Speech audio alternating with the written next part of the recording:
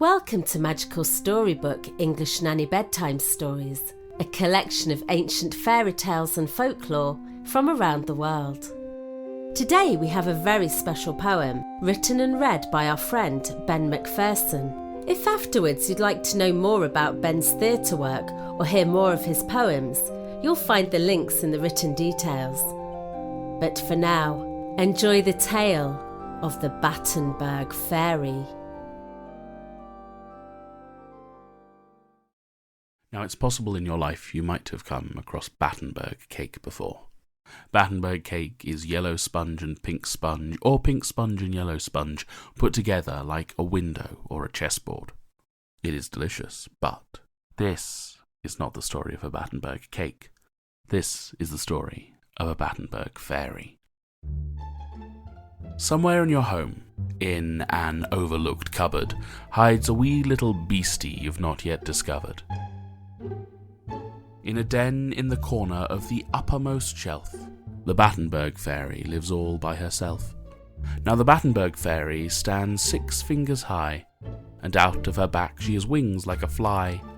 She's got short, spiky hair, bright eyes, as you'd think, and her clothes are alternately yellow, then pink. But she's not some fairy who dances round flowers. Her nose is all crooked, her face always glowers. Her pale lips are thin, and just underneath, a fine little row of sharp pointed teeth. At night, when all of the house is asleep, she wakes and gets to her beetle-like feet. Out of her cupboard she jumps as she titters, and over the counters she cackles and skitters. She goes to the fridge, and opens the door, and leaps to the 3rd shelf straight from the floor. She dances on food right there in the cold, and where her foot touches, starts to grow mould. Green little spots, white bits all hairy. That is the spell of the Battenberg fairy.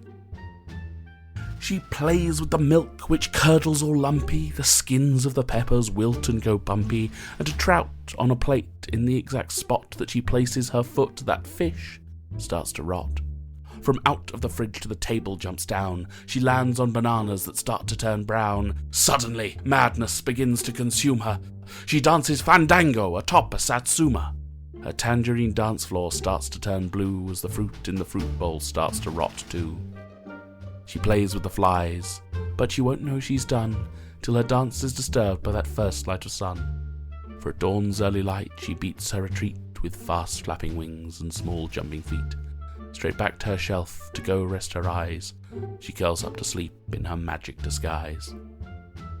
And if you went looking, I'd forgive your mistake, for all you should find was a Battenberg cake.